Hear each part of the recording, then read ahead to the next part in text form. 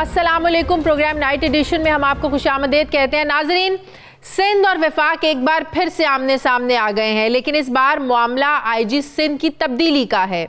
आज 1 पॉइंट एजेंडे पर सिंध काबीना का हंगामी इजलास हुआ, जिसमें आईजी सिंध कलीम इमाम को हटाने की मंजूरी दी गई, जबकि अब वफाक को 3 नाम भी भेजे जाएंगे, जिसमें बतौर आईजी सिंध गुलाम कादिर जो है वो मौजू उम्मीदवार हैं। सिंध हुकूमत और आईजी के दरमियान तनाज़ात कोई नए नहीं हैं। चंद पुलिस अफसरान के तबादलों के मामले पर सिंध हुकूमत और आईजी सिंध में कई बार ये मामलात कशीदा रह चुके हैं। गुज़श्ता महीने दिसंबर में आईजी सिंध कलीम इमाम ने चंद अफसरान को सूबा बदर करने पर सख्त रद्द-ए-अमल का इजहार करते हुए कहा था कि इन फैसलों ने पुलिस के मोरल और आईजी की कमांड को कमजोर किया है।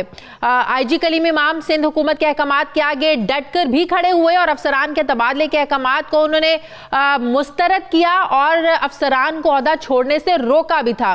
जरा ये भी खबरें दे रहे हैं कि आईजी सिंध की तब्दीली इसी साल होने वाले जो बल्दियाती इंतखाबात हैं उनके तनाजुर में की गई है। चूंकि हुकूमत के आईजी सिंध के साथ मामला ठीक नहीं थे, तो आईजी सिंध बल्दियाती इंतखाबात में शायद हुकूमत के लिए साजगार साबित नहीं हो सकते थे। जबकि यह भी कहा जा रहा है कि कलीम इमाम को जिस शख्सियत की सिफारिश पर आईजी सिंध लगाया गया था, हुकूमत के उस शख्सियत के साथ भी मामलात अब ठीक नहीं चल रहे हैं। लेकिन आईजी सिंध को ओहदे से हटाने की वजूहात बयान करते हुए वज़ीर इत्तलात सिंध सईद गनी ने एक मुकम्मल चार्जशीट भी पेश की है और यह कहा है कि कलीम इमाम के खिलाफ डिसिप्लिनरी कार्रवाई की जानी चाहिए। आईजी सिंध पर इल्जामात लगाते हुए सईद गनी का कहना था कि पुलिस अफसरान की पोस्टिंग पर भी आईजी सिंध ने मुदाखलत की। आईजी सिंध कलीम इमाम ने गैर जिम्मेदाराना बयानात भी दिए। सिंध पुलिस का महकमा बराह रास्त सिफारत खानों को खतूत लिखता रहा जो कवानीन की खिलाफ वर्जी थी और सिंध में लॉ एंड ऑर्डर की सूरत हाल खराब हो गई है। वज़ीर इत्तलात सिंध के इन इल्जामात के बाद यह सवाल भी पैदा होता है कि अचानक ऐसा क्या हो गया था कि सिर्फ इस मामले पर ही सूबाई काबीना का इजलास बुलाया गया और तब्दीली की एकदम मंजूरी दे दी गई। जबकि आईजी सिंध की तब्दीली के मामले पर वज़ीर आज़म इमरान खान भी एक्टिव हो गए हैं। 2 रोज़ पहले वज़ीर आला सिंध और वज़ीर आज़म इमरान खान के दरमियान टेलीफोनिक राब्ता हुआ था। इन मामलात पर बातचीत की गई थी। आज भी उन्होंने गवर्नर सिंध से राब्ता किया है और इस मामले पर तमाम स्टेक होल्डर्स को एतमाद में लेने का उन्होंने टास्क सौंपा है। इन सब मामलात पर मैं बात करूंगी। कराची से नुमाइंदे हैं वकास बाकिर और तहरीक इंसाफ के रहनुमा हलीम आदिल शेख भी मेरे साथ हैं। मेरे दोनों मेहमानों का शुक्रिया। अस्सलाम वालेकुम। हलीम साहब, आपसे भी बात करती हूँ। उससे पहले ज़रा मैं अपडेट ले लूँ हमारे नुमाइंदे वकास से। वकास, जैसे मैंने पहले भी कहा कि 2 रोज़ पहले वज़ीर आला सिंध और वज़ीर आज़म के दरमियान इसी मामले को लेकर टेलीफोनिक राब्ता भी हुआ था। तो क्या इस तब्दीली के बारे में सिंध हुकूमत ने प्राइम मिनिस्टर को एतमाद में लिया था? उनकी रजा शामिल है इस फैसले पर कि कलीम इमाम को हटाया जाए? जी बिल्कुल। देखिए, IG Sindh police doctor Kaleem Imam की तब्दीली का मामला आज की ही बात नहीं है। ये गुज़िश्ता माह से जो है सिलसिला शुरू हुआ था। सिंध हुकूमत ने 13 दिसंबर को IG Sindh police doctor Kaleem Imam को एक चार्जशीट 4 सफ़ात पर मुश्तमिल भेजी थी, जिसमें उन पर संगीन इल्ज़ामात भी आयद किए गए थे। सिंध हुकूमत ने जो अपनी चार्जशीट महकमा दाखिला के जरिए आईजी सिंध पुलिस को भेजी थी, उसमें IG Sindh police doctor Kaleem Imam के कंडक्ट पर, उनके इंतजामी फैसलों पर भी उस पर उन पर संगीन खिलाफ वर्जी करार देते हुए वो सब ठीक है, लेकिन अभी जो विफाक के साथ इनके मामलात चल रहे हैं, मुझे ये बताएं, वज़ीर आज़म को एतमाद में लिया था सिंध हुकूमत ने? क्या मैं तब्दील कर रहे हैं कलीम इमाम को? जी बिल्कुल। चंद रोज़ पहले जो वज़ीर आज़म इमरान खान और वज़ीर आला मुराद अली शाह के दरमियान टेलीफोनिक राब्ता हुआ था, उसमें वज़ीर आला सिंध मुराद अली शाह ने खुद वज़ीर आज़म से इस ख्वाहिश का इजहार किया था कि वो सूबा सिंध के आईजी को तब्दील करना चाहते हैं। पीपल्स पार्टी और का दावा यह है और हमारे ज़राए भी कहते हैं कि वज़ीर आज़म इमरान खान ने इस हवाले से सिंध हुकूमत को एतमाद में उनको यकीन दहानी कराई थी कि वो आईजी सिंध पुलिस के लिए अगर कोई नाम तजवीज़ करते हैं तो उसको ज़ेर गौर लाया जा सकता है। तमाम आज जिस तरह काबीना का इजलास हुआ और इस इजलास का पस मंज़र यह है कि साबिक़ सदर आसिफ अली जरदारी जो इन दिनों अलील हैं, गुज़िश्ता शब वज़ीर आला मुराद अली शाह को उन्होंने तलब किया था और आईजी सिंध पुलिस के मामले पर उन पर खासे बरहम हुए थे, जिसके बाद वज़ीर आला मुराद अली शाह ने हंगामी तौर पर काबीना का इजलास आज बुलाया।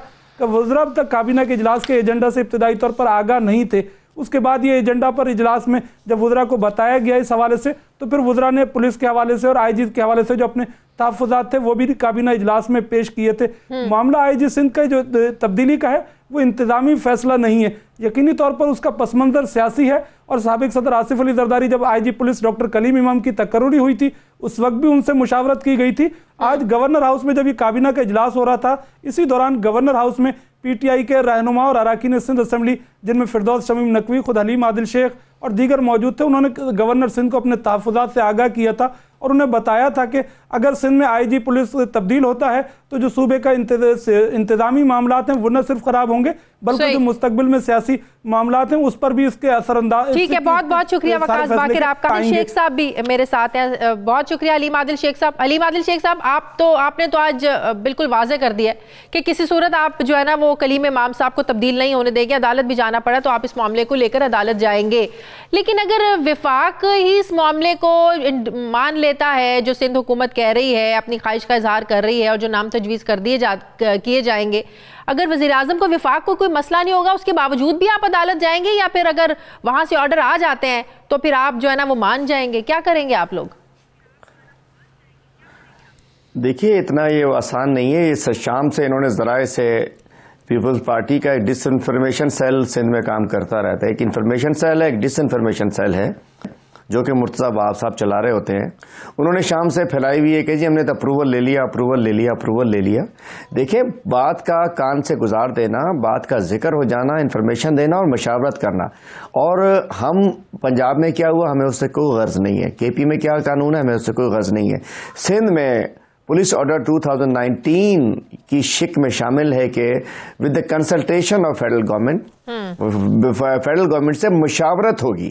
दूसरी बात कि जी उसको मतलब मुशावरत होगी, मुशावरत करने के बाद रूल्स कहते हैं कि फेडरल गवर्नमेंट 3 नाम प्रपोज करेगी, उसमें से एक नाम सिंध गवर्नमेंट सेलेक्ट करेगी।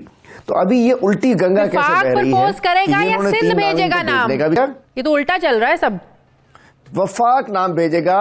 आप पुलिस ऑर्डर पढ़ लीजिए ना, ना मेरे कहने से कुछ होगा, ना आपके कहने से कुछ होगा, ना वकार भाई के कहने से कुछ होगा, ना सईद गनी के कहने से कुछ होगा। रूल्स कह रहे हैं कि वफाक 3 नाम प्रपोज करेगा, उसके बाद उसमें से गवर्नमेंट जो है वो उसमें से किसी एक बंदे को लगाएगी। तो ये बड़ा वाज़ेह है उस कानून में। इन्होंने समझे कि एक ओवर शेडो करने के लिए उन्होंने कह दिया कि जी बातें तो 20 होती हैं लेकिन डिसीजन तो नहीं होते ना।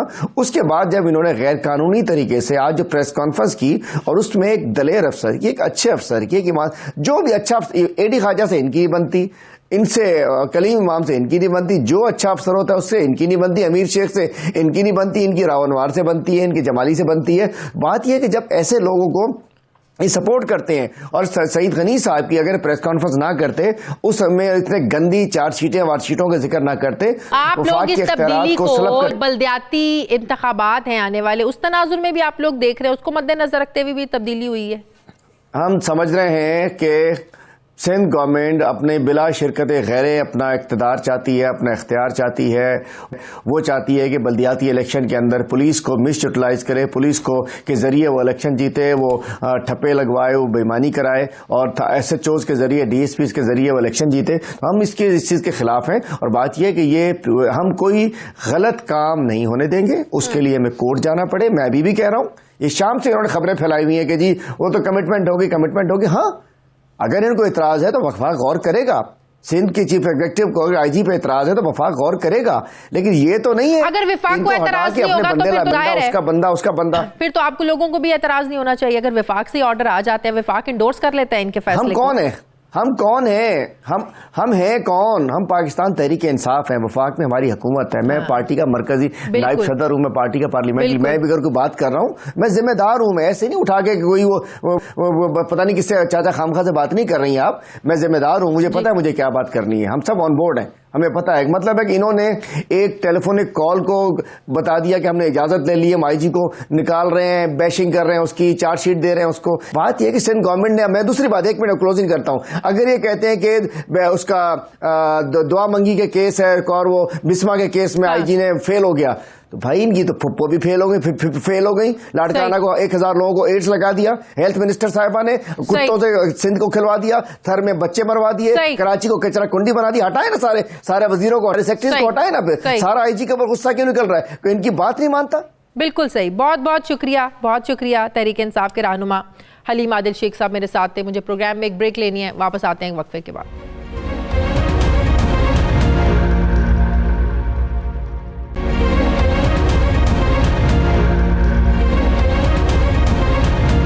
ब्रेक के बाद एक बार फिर से आपको खुशामदीद कहते हैं। नाज़रीन, बैसाखियों के सहारे खड़ी तहरीक इंसाफ की हुकूमत के लिए मुश्किलात बढ़ती जा रही हैं। हुकूमती इत्तेहादी MQM पाकिस्तान के वफाकी काबीना से अलहदगी के ऐलान के बाद हुकूमत के जो दीगर इत्तेहादी हैं उन्होंने भी अब खुलकर अपने जो खदशात हैं, तहफ़्फ़ुज़ात हैं, उनका इजहार करना शुरू कर दिया है, अपनी नाराज़गी का इजहार करना शुरू कर दिया, जिससे ज़ाहिर है हुकूमत की परेशानी तो बढ़ गई है। परसों हुकूमती वफ़द ने असद उमर की सरबराही में MQM पाकिस्तान से मुलाकात की। कल हुकूमती वफ़द गवर्नर सिंध इमरान इस्माइल की सरबराही में GDA से उन्होंने मुलाकात की और आज इत्तेहादियों को मनाने के मिशन के लिए जो कायम की गई खुसूसी कमेटी है उसने BNP मैंगलोर, पंजाब और वफाक में हुकूमत के अहम इत्तेहादी जो हैं काफ लीग, उनसे मुलाकात की। मुलाकात के बाद हुकूमती वफ़द की जानिब से ये कहा गया कि काफ लीग के साथ इत्तेहाद मजीद मजबूत होगा। छोटे मोटे इख्तलाफात तो खानदान में भी हो जाते हैं, इख्तलाफात राय जो हैं यही जमहूरियत का हुस्न है। जबकि काफ लीग के रहनुमाओं की जानिब से कहा गया कि तहरीक इंसाफ के इत्तेहादी हैं और हमारा इत्तेहाद पहले से ज़्यादा मजबूत है। हर मसले को अफ़ाम व तफ़हीम से हल करने में ही दानिशमंदी होती है। जबकि हुकूमत ने मुतालिबात को तस्लीम करने की भी यकीन दहानी करवाई है, जो कि पहले भी करवाई जाती रही हैं ऐसी यकीन दहानियाँ। ये कोई पहली बार नहीं है कि हुकूमत के जो इत्तेहादी हैं वो अपने तहफ़्फ़ुज़ात का इजहार करें। ये मुलाकातें अब जो हुई हैं ये कितनी सूदमंद साबित होती हैं ये तो आने वाला वक्त ही बताएगा। लेकिन हुकूमती इत्तेहादियों, ख़ास तौर पर काफ लीग की नाराज़गी ने हुकूमत के लिए अच्छी खासी परेशानी खड़ी कर दी है, क्योंकि पंजाब में भी काफ लीग जो है अपोजिशन के साथ मिलकर हुकूमत बनाने की सकत रखती है। वफाक में भी तहरीक इंसाफ की हुकूमत को एक बड़ा झटका मिल सकता है। जबकि बलूचिस्तान में भी ये कहा जा रहा है कि काफ लीग जो है मौलाना साहब के साथ मिलकर मामलात को तय कर सकती है। सवाल यह है कि हुकूमती इत्तेहादियों की जो नाराज़गियाँ हैं या ये आर्जी हैं या फिर मामला कुछ और है, हुकूमत अपने इत्तेहादियों के मुतालिबात क्यों पूरे नहीं कर पा रही है। इस पर मैं बात करूंगी। सीनियर सहाफ़ी, सीनियर तज्ज़ियाकार मज़हर अब्बास साहब ने मुझे ज्वाइन किया है। अस्सलाम वालेकुम, बहुत शुक्रिया मज़हर साहब आपका। मज़हर साहब, आप भी जानते हैं खालिद मकबूल के वजारत छोड़ने के बाद अब जो इत्तेहादी हैं खुलकर अब सामने आ रहे हैं, तहफ़्फ़ुज़ात, गिले शिकवे सब कर रहे हैं। कोई पहला मौका नहीं है, जैसे मैंने पहले भी कहा कि इत्तेहादी जो है ना वो नाराज़गी का इजहार कर रहे हैं। मुख्तलिफ मौक़े आते रहे जब ये इजहार करते रहे अपनी नाराज़गियों का, तहफ़्फ़ुज़ात का। आपको नहीं लगता कि हुकूमत बनाने के लिए तहरीक इंसाफ ने हंगामी तौर पर कह लें, जल्दी में कह लें, वो वादे तो कर दिए, यकीन दहानियां तो करा दी, लेकिन शायद वो पूरा करने की कंडीशन में नहीं है? तो आपको लगता है कि जो हुकूमती इत्तेहादियों की नाराज़गियां हैं, गिले शिकवे हैं, ये कहीं किसी बड़ी सियासी तब्दीली में ना बदल जाएं? शुक्रिया शादिया। देखिए, इसकी टाइमिंग बहुत इम्पॉर्टेंट है। अगर आप देखें कि अभी जो पिछले एक दो हफ्ते पहले जो बिल पास हुआ था एक्सटेंशन का, आर्मी चीफ की एक्सटेंशन के हवाले से, उसके बाद अचानक इन चीज़ों में तेज़ी आ गई। अब इसके दो एस्पेक्ट्स हो सकते हैं कि या तो ये कि जब असेंबली में इस बिल का मसला आया था तो तहरीक इंसाफ और हुकूमत ने, वफाकी हुकूमत ने अपने इत्तेहादियों से बहुत से वादे किए होंगे, यानी जो पिछले वादे थे उन पे अमल दरामद के हवाले से और कुछ नई चीज़ें, जैसे MQM की एक वजारत का मसला अभी भी अटका हुआ है। इसी तरह PMLQ से उन्होंने बारहा ये मुनीस इलाही के हवाले से बात की थी कि उनको वफाकी वज़ीर के तौर पे लिया जाएगा। ये सारी चीज़ें अपनी जगह हैं। तो ये लगता ये है कि उन्होंने फौरी तौर पे वादे किए थे, उस पर अमल दरामद का भी यकीन दिलाया था, लेकिन वो चीज़ हो नहीं रही। इसीलिए अचानक हमें लगा, माँ सिवाय एक इत्तेहादी के, और वो हैं माफ़ कीजिएगा, जुनूबी पंजाब महाज, उनकी तरफ से अभी तक कोई चीज़ ऐसी नहीं आई है। लगता यह है कि या तो वो मुतमईन हैं कि उनके साथ जो वादे किए गए थे उस पर अमल दरामद हुआ, क्योंकि उनको भी एक बड़े चैलेंज का, और वो जो जिस वादे को बुनियाकर वो उनके साथ इत्तेहाद करके आए थे, एक्चुअली वो खुद ही पीछे हटे खड़े हैं। मज़हर अब्बास साहब, जुनूबी पंजाब सूबा बनाने का वादा मिलके किया था, वो क्यों नाराज होंगे जबकि वो खुद ही पीछे हटे खड़े हैं? मैं वही बात कह रहा हूँ कि वो जो जुनूबी पंजाब वाला मामला था उसमें उनको भी अंदाज़ा हो गया और शायद तहरीक इंसाफ को भी मुश्किलात का सामना है, इसलिए वो उस चीज़ से पीछे हट गए। तो जुनूबी पंजाब महाज वाला मसला तो अब नहीं रहा, बल्कि जुनूबी पंजाब महाज को ख़ुद मुश्किलात का सामना है कि आइंदा इलेक्शन में, ख़ासतौर पे बल्दियाती इलेक्शन जो अभी इस साल होने वाले हैं, अगर ये इत्तेहाद बरकरार रहता है तो इलेक्शन होंगे, वरना इस चीज़ का इम्कान है कि ख़ास तौर पर पंजाब में बल्दियाती इलेक्शन आगे भी जा सकते हैं। फिर दूसरा आ जाए PMLQ। अब PMLQ बहुत इम्पॉर्टेंट इत्तेहादी है, इसलिए कि मरकज़ में तो फिर शायद आप थोड़ी जोड़ तोड़ करके सर्वाइव कर लें। अगर PMLQ नाराज़ हो जाती है तो फिर गवर्नमेंट का बचना, पंजाब गवर्नमेंट का बचना बहुत मुश्किल है। लेकिन चौधरी परवेज़ इलाही से पिछले 1-2 हफ्ते पहले जब गुफ्तगू रही और दीगर PMLQ और नून लीग के और PTI के दीगर जमातों के लोगों से वो हुई, तो उन्होंने कहा कि PMLQ अगर तैयार होती है तो हमारे लिए कोई मुश्किलात नहीं है, यानी जो अपोजिशन है। लेकिन PMLQ एक अच्छी बारगेन करना चाहती है, PMLQ जंप नहीं करेगी। उसकी वजह यह है कि चौधरी नहीं चाहेंगे, और जाहिर है जब तहरीक इंसाफ की मरकज़ में हुकूमत बनी तो सिर्फ तहरीक इंसाफ की अपनी पॉलिटिकल मैनूवरिंग्स तो की वजह से तो ये सारी कोलिशन उनके साथ नहीं आए। जाहिर है कहीं ना कहीं से उन्हें एक सपोर्ट मिली और वो सपोर्ट की बिना पे वो सारी हुकूमत मैनेज की गई, चाहे बलूचिस्तान वाले लोग हों या पंजाब वाले लोग हों। तो ये सारी चीज़ें अपनी जगह मौजूद हैं। तो ये मोजस इलाही को वजारत देने का ये हुकूमत के लिए आपको क्या लगता है, वजारत देना मुश्किल है? क्योंकि हमारे पास इत्तलात ये भी, आज भी मेरी 2-4 लोगों से बात हो रही थी कि वजारत तहरीक इंसाफ देना चाहती है काफ लीग को, लेकिन वो वजारत का इंतखाब और किसको देनी है ये भी इंतखाब वो खुद करना चाहती है, जिस पर काफ लीग के तहफ़्फ़ुज़ात हैं। आपको पता है MQM वाले तो कहते हैं कि आपने जो फ़रोग नसीम को वजारत दिया, भाई हमने तो कहा नहीं था, इसलिए आप जो फ़रोग नसीम की वजारत है हमारे खाते में ना गिने, वही काम ये लोग काफ लीग के साथ करना चाहते हैं। जी बिल्कुल यही है। देखिए यही प्रॉब्लम है। अब इमरान खान के बहुत से लोगों का ख्याल है कि पंजाब में चौधरी परवेज़ इलाही बेहतरीन चीफ़ मिनिस्टर के तौर पे, और अगर उनको चीफ़ मिनिस्टर के तौर पे इमरान खान नॉमिनेट करते हैं तो नून लीग को बड़ी प्रॉब्लम का सामना करना पड़ सकता है, इसलिए कि चौधरीज़ के नून लीग के MPA से बड़े अच्छे ताल्लुकात हैं। लेकिन इमरान खान वो फ़ैसला, और इमरान खान ख़ुद भी वो फ़ैसला नहीं कर पा रहे, और साथ में ज़ाहिर है उन्हें एक तरह से मज़ाहमत का सामना है शाह महमूद कुरैशी से। इवन जहांगीर तरीन भी नहीं चाहेंगे कि चौधरी परवेज़ इलाही वो हों, क्योंकि एक लार्जर PML मुस्लिम लीग का भी एक कॉन्सेप्ट है कि लार्जर मुस्लिम लीग जो आगे बढ़े। अगर नून लीग के अंदर इख्तलाफात होते हैं तो PMLQ एज एन ऑल्टरनेट जो है वो सामने है कि लार्जर PML बने। तीसरी बात है MQM की।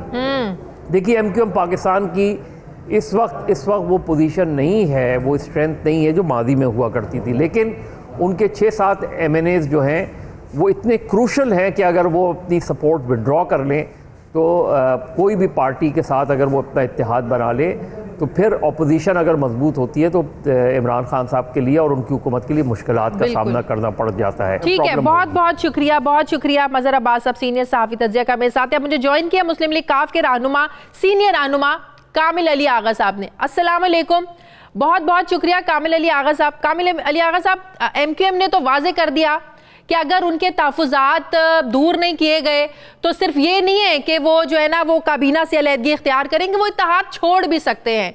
तो आज जब MQM के लोगों से हुकूमती वफ़द की मुलाकात हुई तो फिर वो एक लगा कि रिफ़ायती यकीन दहानियाँ, लफाजी यकीन दहानियाँ वो सामने आई, साथ चलने की बात की गई।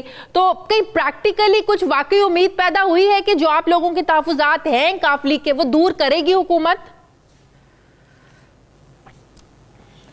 देखें, जब भी हमारे मुज़ाकरात होते हैं, जब भी मुलाकात होती है तो हमें उम्मीद तो दिलाई जाती है, लेकिन पिछले 18 माह से हम वो पहले इत्तेहादी हैं जिन्होंने हुकूमत बनने के 3 माह बाद अपने तहफ़्फ़ुज़ात का इज़हार किया था। आज तक हम करते चले आ रहे हैं और वो हमें तसल्लियाँ देते चले जा रहे हैं। इस मरतबा हमने उनको आखिरी मौका एक दिया है कि चूँकि अब देखें टाइम बहुत कम है, अगर इलेक्शन आ जाते हैं तो इलेक्शन के अंदर हमारा पिछला किया दरा भी जो है वो ज़ाया हो जाएगा, क्योंकि अवाम अब हमसे ये उम्मीद कर रहे हैं कि हम हमारे होते हुए उनके मसाइल हल होंगे। और हमारा तो अंदिया ये था कि हमारा जो एग्रीमेंट था वो भी यही था जिसके ऊपर हमारे तफाज़ात जारी हैं। मसला सिर्फ एक वजारत का तो नहीं है ना कामिल अली आगा साहब, और भी मामलात हैं। कतई तौर पे नहीं, ये तो 10 माह पहले हमने वजारत से इनकार कर दिया था। हम तो चाहते हैं कि जो हमारे साथ एग्रीमेंट था वो पूरा किया जाए। एग्रीमेंट में ये भी था कि वजारत वफाक में 2 मिलेंगी, सूबे में 2 मिलेंगी। जो सूबे में 2 मिली, तीसरी मरतबा उसके सेक्रेटरी वजीर की वज़रा की मर्जी के बरखिलाफ सेक्रेटरियों को तब्दील कर दिया, यानी बेबस कर दिया, उनको भी इख्तियार से जो है वो महरूम कर दिया। तो ये वजारतें जो हैं वो तो एक तरफ रह गई। जो असल इश्यूज हैं वो ये हैं कि एक नंबर पे ये था कि मशावरत में तसलसल होगा, डे टू डे इश्यूज जो हैं उनके ऊपर मशावरत होगी और हमारी इनपुट होगी। दूसरी बात ये थी कि पॉलिसी मेकिंग में हमारी इनपुट शामिल होगी, यानी हमारी तजावीज़ को ज़ेरे गौर ला के पॉलिसी बनाई जाएगी। आज तक किसी पॉलिसी के अंदर हमारी इनपुट ली नहीं गई। उसके बाद पावर शेयरिंग का मसला था, जिसको आप देख रहे हैं किस हालत में है। उसके साथ जो ज़िले कमेटियाँ होती हैं डिपार्टमेंटल, उसके अंदर हमें हमारी नुमाइंदगी आज तक नहीं हमें मिली। सूबाई सतह पे जो कमेटियाँ बनी हैं उसके अंदर हमें कोई हमारी मुशावरत से कोई नामजदगी नहीं हुई। तो ये सारे सिलसिले, उसके बाद जो एक अहम मामला था वो सूबाई और कौमी असम्बली के मेंबरान जो हैं उनको वो मुसावियाना रवैया चाहिए था। जो पीटीआई के मेंबरान सूबाई और कौमी असम्बली के मेंबरान के साथ सलूक किया जाएगा, वही सलूक हमारी जमात के मेंबरान के साथ किया जाएगा। वहाँ पे भी अच्छा सलूक नहीं था। जो असल हमारा एग्रीमेंट है कि मुशावरत करनी थी, मुशावरत नहीं की। पॉलिसी मेकिंग में हमारी इनपुट होनी थी, वो नहीं है। हमारे जो मेंबरान असम्बली हैं कौमी और सूबाई, उनके साथ भी वो सलूक नहीं है जो अपने पीटीआई के मेंबरान के साथ है। कामिल जी तो जानते हैं ना कि 1.5 सालों में जब से हुकूमत आई है, महंगाई, बेरोजगारी और सबसे बड़ा जो चैलेंज था इस हुकूमत के लिए मईशत था, जिसको आज तक संभालती आ रही है। तो आपको नहीं लगता अपने इतने मसाइल में उलझी हुई थी ये हुकूमत, शायद इसी वजह से अभी इत्तेहादियों को साथ लेकर चल नहीं सकी? शायद वक्त ही नहीं मिला इस हुकूमत को इत्तेहादियों के तहफ़्फ़ुज़ात को, उनके मुतालिबात पूरे करने में। आप मेरी भी सुने ना तो आपको आपका मसला हल हो जाएगा। बात यह है कि मशावरत करने में अगर तसलसल हम डिमांड करते हैं, जो एग्रीमेंट था, तो मुझे बताएं कितने फाइनेंस इसके अंदर लगते हैं, कितने रुपए खर्च होते हैं। यानी जो मुफ्त में इनको मशावरत मिल सकती है और ज़ीरक क़यादत की, यानी वो क़यादत अगर इसके साथ मशवरा किया जाए तो मैं समझता हूँ ये ना महंगाई हो, ना बेरोजगारी हो, और ना ही इस मुल्क के अंदर लॉ एंड ऑर्डर की प्रॉब्लम हो, और जो करप्शन का खात्मा करने का वादा था उसके अंदर भी बहुत सारे मामला सहूलत की तरफ जाएं और मसाइल हल हों। मैं समझता हूँ ये इतनी सीनियर क़यादत जिसको अगर स्पीकर बनाया है तो इनकी हमायत भी बढ़ाई है, इनको वोट भी ज्यादा लेके दिए हैं, और फिर लेजिस्लेशन भी दूसरे सूबों की असम्बलियों से ज्यादा, बल्कि इतनी के वो बेमिसल लेजिस्लेशन कर दी है। कोई आखिरी सवाल, कोई डेडलाइन दी है कि 6 ले लें? तो आप लोगों ने कोई डेडलाइन दी है भाई 6 महीने ले लें, 8 महीने ले लें, साल ले लें, हमारे मुतालिबात पूरे कर दें, या 5 साल ऐसे गुजर जाएंगे? 6 महीने बाद फिर हम ये प्रोग्राम कर रहे होंगे, फिर नाराज हो गए। हम तो चाहते हैं कि 5 साल मुकम्मल करें, ये इत्तेहाद कायम रहे, और हमारी शोहरत भी ये है कि हम दोस्तों को छोड़ते नहीं हैं। इसीलिए हमारी शोहरत भी स्टेज पे लगी हुई है कि ना हम छोड़ सकते हैं और ना ही हम जो है वो इनके साथ हुकूमत में बैठ के गालियां खा सकते हैं। ये अब बन गया है एक आखिरी मौका। मैं समझता हूं कि अब हुकूमत को डिलीवर करना पड़ेगा, अवाम के मसाइल हल करने पड़ेंगे, आम आदमी के लिए सहूलतें पैदा करनी पड़ेंगी, अदरवाइज फिर हमारा गुजारा मुश्किल नजर। ठीक है, बहुत बहुत शुक्रिया। सीनियर रहनुमा मुस्लिम लीग काफ कामिल अली आगा साहब मेरे साथ थे। मुझे प्रोग्राम में एक ब्रेक लेनी है, वापस आते हैं एक वक्फे के बाद।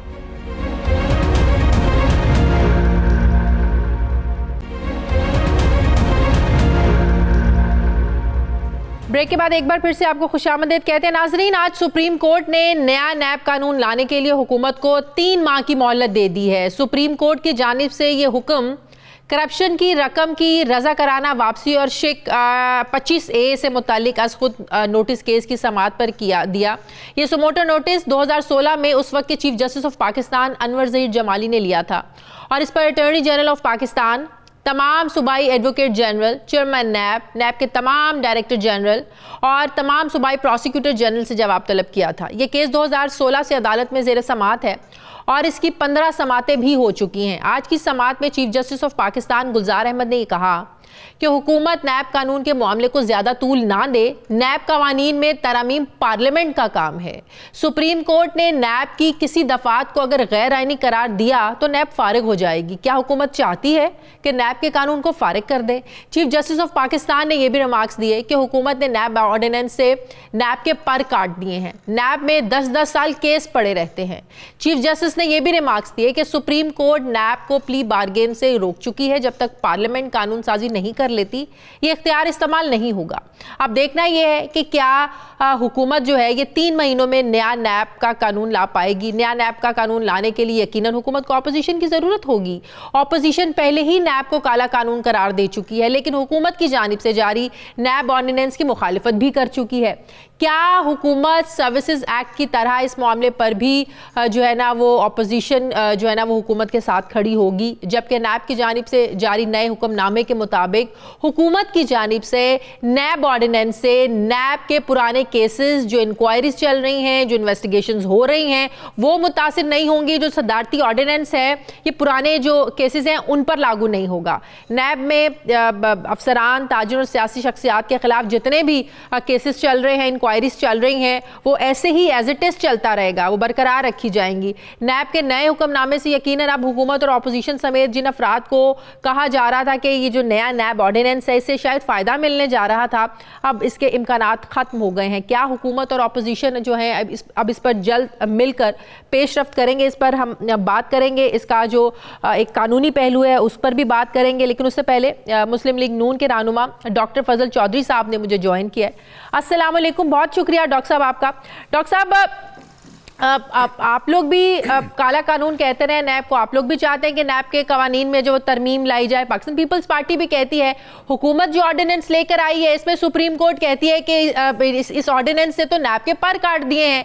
तो आप लोग अब हुकूमत के साथ मिलकर इसका 3 महीने के अंदर अंदर ये पेशरफ्त हो जाएगी, कानून साजी हो जाएगी।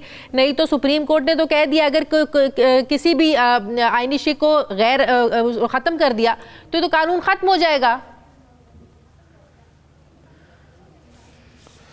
बिस्मिल्लाहिर्रहमानिर्रहीम, बहुत शुक्रिया आपकी दावत का। देखें, गुजारिश ये है कि बाज़ इशूज़ ऐसे हैं जिनके ऊपर पार्लियामेंट में बैठी हुई तमाम जमातों का इत्तफाक होता है। मिसाल के तौर पे हमारे दौर में एक एतराज़ उठाया गया था कि पाकिस्तान में जो इलेक्शन होते हैं उनकी शफाफियत के हवाले से कुछ बेहतरी लानी चाहिए, रिफॉर्म्स लानी चाहिए। और उसके बाद हमने एक इलेक्शन रिफॉर्म कमेटी बाकायदा बनाई थी जिसका मैं ख़ुद भी मेंबर था, और तमाम पार्लिमान में जिन जमातों की नुमाइंदगी थी वो उस कमेटी का हिस्सा थी, और बामी मुशावरत से वो तमाम तजावीज़ जो है वो फ़ाइनल की गई और 2018 के इलेक्शन में वो बाकायदा इम्प्लीमेंट की गई। इसी तरह जब ये गवर्नमेंट बनी और जो इलेक्शन 2018 हुआ उस पर जो शुकूक व शुबहात का इज़हार किया गया, उसके हवाले से भी एक कमीशन बना, और जैसे आप कह सकते हैं कि धांधली कमीशन, और तमाम जमातों की उसमें नुमाइंदगी है। गो के खातिर खा उसमें वो पेशरफ्त तो नहीं हुई। जो वज़ीर दिफा हैं वो उसके इंचार्ज हैं, कमेटी के सरबराह हैं, लेकिन बहरहाल वो कमेटी एक मौजूद है। हाँ। इसी तरह नैब के हवाले से तमाम जमातों का इत्तफाक था कि नैब में भी जो नैब का कानून है इसमें जो सुकम है वो दूर होने चाहिए, और नैब जो है वो शफाफ तरीके से एहतसाब करे, बजाय इसके कि सियासी तौर पर नैब के इदारे को जो माजी में इस्तेमाल होता रहा है और लोगों ने उसको तस्लीम भी किया है। बिलखुसूस जनरल मुशर्रफ के दौर में और पाकिस्तान तहरीक इंसाफ के हुकूमत के दौर में भी बहुत ज़्यादा एतराज़ात रहे हैं कि अपोजिशन के ख़िलाफ़ जो है वो नैब इस्तेमाल होता रहा है, लेकिन हुकूमती मेम्बरान पे भी वही इल्ज़ामात हैं, लेकिन उनके खिलाफ कार्रवाई नहीं हो रही। और इसके अलावा भी 90 दिन की डिटेंशन, तो आप लोगों ने अपनी तजावीज़ दी हैं किसी जो सदारती ऑर्डिनेंस है ले सकते हैं। तो अब आखिरी बात ये है जी कि तो नहीं हुआ, आप लोगों ने अपनी तजावीज़ दी हैं, तश्कील दी गई थी, और मैं आखिरी बात ये कर रहा हूँ कि इसके हवाले से बाकायदा एक कमेटी बनी थी कि नैब रिफॉर्म्स होनी चाहिए। हाँ। और वही मैं समझता हूँ कि कमेटी एक अथेंटिक फोरम है जिसमें ये तमाम बातें जो आपने भी की हैं ज़ेर बहस ला के इसको फाइनल किया जा सकता है। अच्छा, ये लेकिन जो चेयरमैन नैब में एक नया ऑर्डर जारी किया है कि जो नया जो सदारती ऑर्डिनेंस है कि जितने पुराने केसेस चल रहे हैं उन पर लागू नहीं होगा, तो आप समझते हैं कि ऐसे ही होना चाहिए? क्योंकि जाहिर है जो इन्वेस्टिगेशन चल रही हैं, जो पुराने केसेस चल रहे हैं, वो कोई ना कोई तो कानून लागू होगा ना। मौजूदा कानून ही लागू होता है। आप लोगों के लिए काबिल कबूल है ये चीज़? देखिए, मुझे याद है जी कि हाई कोर्ट में एक दफ़ा ये लॉ जो है ये पास हुआ था। मैं आपको मिसाल दे रहा हूँ क्योंकि आदाद व शुमार जो फिगर्स में कोट कर रहा हूँ शायद वो मुझे सही तौर पे याद ना हो, लेकिन मैं आपको मिसाल दे रहा हूँ कि ये तय हुआ था जी कि एक प्रॉपर्टी जिसकी मिल्कियत 5 करोड़ है, वो केस हाई कोर्ट सुनेगी, सिविल कोर्ट नहीं सुन सकती। तो जितने केस सिविल कोर्ट्स में पेंडिंग थे, मैं इस्लामाबाद की बात कर रहा हूँ, वो सारे के सारे शिफ्ट कर दिए गए थे हाई कोर्ट। तो ये बात कि जी अगर एक कानून बन जाता है, और फिर ये भी है कि उस ऑर्डिनेंस में ये चीज़ होनी चाहिए कि रेट्रोस्पेक्टिव कितना पीछे उसको जाके कहाँ से उसकी इम्प्लीमेंटेशन होगी। मैंने इसीलिए ये बात की है कि ये जो एक कमेटी तश्कील दी गई थी उसमें ये सारी बातें आएंगी। ठीक है, बहुत बहुत शुक्रिया डॉक्टर फजल साहब।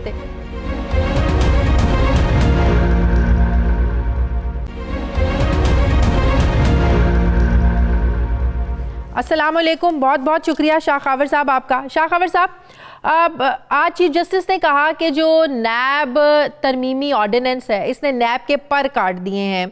पर आपको भी पता है नैब ऑर्डिनेंस तरमीम के मुताबिक जिसमें रिमांड की मुद्दत 90 दिन से कम करके 14 दिन कर दी गई है। सबूत देने की जिम्मेदारी मुलजिम की बजाय प्रोसिक्यूशन पर डाल दी गई है।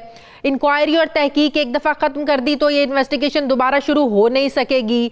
और प्रोसिक्यूटर जनरल की तैनाती में चेयरमैन नैब का किरदार जो है ना ख़त्म हो गया है। तो जो आज जो बात की है चीफ जस्टिस ने, ये मैसेज है कि चेयरमैन नैब के इख्तियारात ख़त्म नहीं होने चाहिए, कम नहीं होने चाहिए, ये एक मैसेज दिया गया है।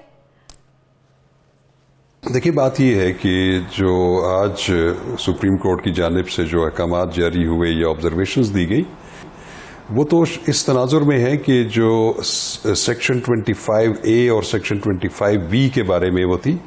जो सेक्शन 25A है वो वॉलंटरी रिटर्न की बात करता है कि कोई भी मुलजिम जिसके खिलाफ माली बदनवानी का इल्ज़ाम हो या करप्ट प्रैक्टिसेस का इल्ज़ाम हो और उस पर जो नैब ने लाइबिलिटी डिटर्मिन की है इन टर्म्स ऑफ मनी, तो अगर वो इंक्वायरी स्टेज के ऊपर अगर वो और उसका केस अभी अदालत में न गया हो और अगर वो इसको ऑप्ट करता था 25A को, तो वो अपनी लाइबिलिटी जितनी भी है वो अदा करके तो उसके ऊपर कोई जो है सजा याफ्ता होने का या कोई ऐसा स्टिग्मा नहीं होता था और उसको एक क्लीन चिट मिल जाती थी। जबकि 25B जो है वो प्ली बार्गेन की बात करता है और प्ली बार्गेन में और वॉलंटरी रिटर्न में फ़र्क ये है कि प्ली बार्गेन जो है उस वक्त की जा सकेगी कि जब किसी भी केस की इंक्वायरी जो है वो कन्वर्ट हो चुकी है इन्वेस्टिगेशन में या उसका केस में जा चुका है। तो उस सूरत में अगर वो पैसे वापस करता है तो गो कि उसको अगर वो जेल में है तो रिहा कर दिया जाएगा, अगर वो जेर हिरासत नहीं है तो उतने पैसे देने के बाद उसको जेल नहीं भेजा जाएगा। लेकिन तो उसके साथ साथ उन पे जो सजा याफ्ता होने का प्ली बार्गेन से रोक चुकी है। जब तक पार्लियामेंट कानून साजी नहीं कर लेती है इख्तियार इस्तेमाल नहीं होगा।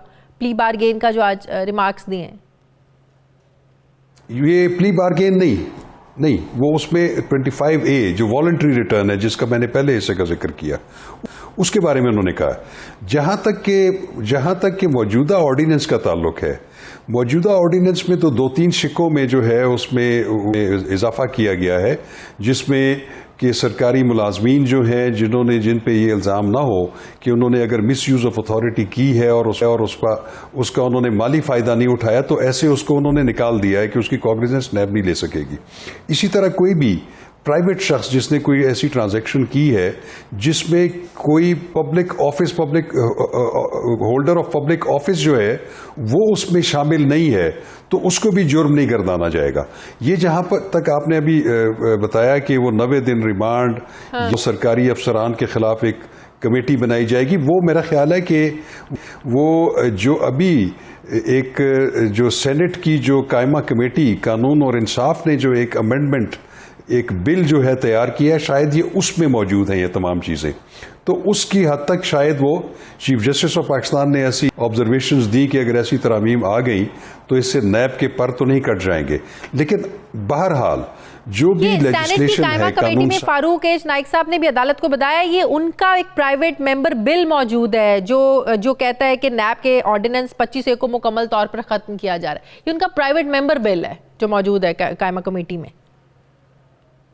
जी वो प्राइवेट मेंबर बिल है, लेकिन उसमें सुना यह है कि उसमें हुकूमत ने भी उस पर इत्तफाक किया है और उसको एक कमेटी के हवाले कर दिया गया है कि इसकी आप नोक पलक दुरुस्त करके इसको एज अ बिल जो है वो पार्लियामेंट में पेश किया जाए। ये जो चेयरमैन नैब ने जो एक नया ऑर्डर दिया है कि जो कह रहे थे कि जो सदारती ऑर्डिनेंस है जो पहले से इन्वेस्टिगेशन चल रही हैं, केसेस चल रहे हैं, इंक्वायरीज चल रही हैं, ये उन लोगों को भी फ़ायदा होगा अगर सदारती ऑर्डिनेंस ये नाफिजुल अमल हो गया।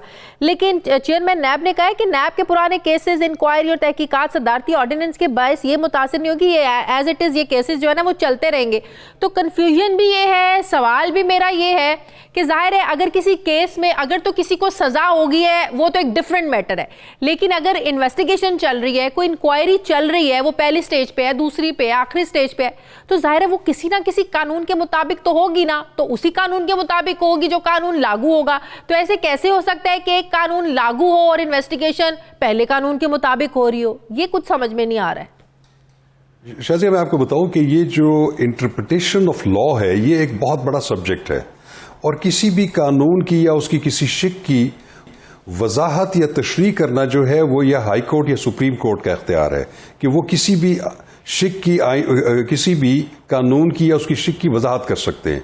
अब इसको अगर जिस लेटर का आप हवाला दे रहे हैं जिसमें एक तमाम नैब के जो डायरेक्टरेट्स हैं या उनको एक हिदायत दी गई है कि ये जो ऑर्डिनेंस आया है तरमीमी बिल सेकंड अमेंडमेंट एक्ट 2019 उसमें उन्होंने कहा है कि इसका इतलाक जो ऐसी इन्वेस्टिगेशंस या ऐसे रेफरेंसेस जिसकी ऑथराइजेशन एग्जीक्यूटिव बोर्ड दे चुका है उन पे नहीं होगा।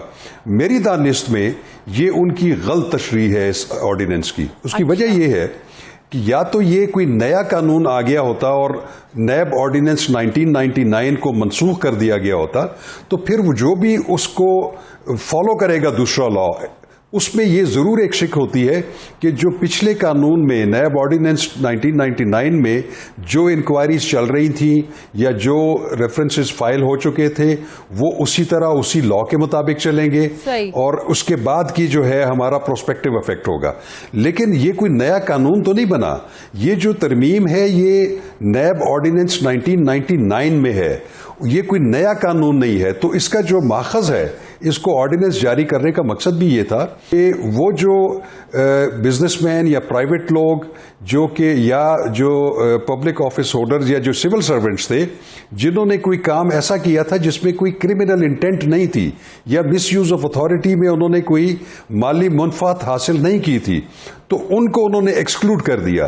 तो उस पर यह कहना कि ये जो पहले ऑथराइजेशन कर चुके हैं या मौजूदा इंक्वायरीज चल रही हैं या मौजूदा ट्रायल्स चल रहे हैं इस पे इस ऑर्डिनेंस का इतलाक नहीं होगा। ठीक है, बहुत बहुत शुक्रिया माहिर कानून शाह कावर मेरे साथ थे। बहुत शुक्रिया आपका नाज़रीन हमारे आज के प्रोग्राम का एडिटोरियल।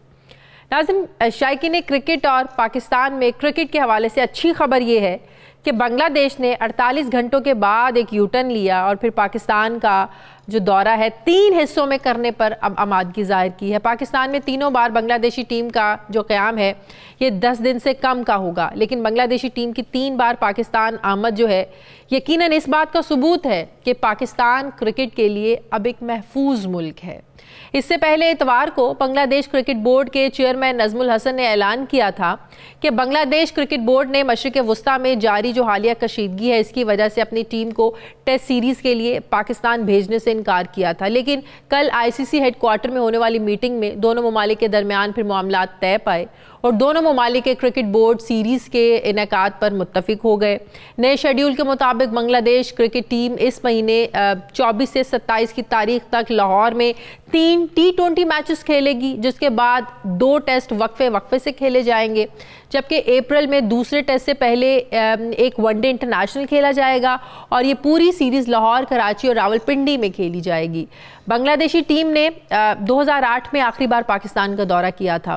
बांग्लादेशी टीम की पाकिस्तान आमद यकीनन पाकिस्तान में क्रिकेट बहाली के हवाले से निहायत अहम और खुश आइंद है। नाज़रीन, ये था हमारा आज का प्रोग्राम के लिए फीडबैक ज़रूर दीजिएगा। मेरी आपसे मुलाकात होगी कल। अपना ख्याल रखिएगा। मुझे इजाज़त दीजिए। अल्लाह हाफ़िज़।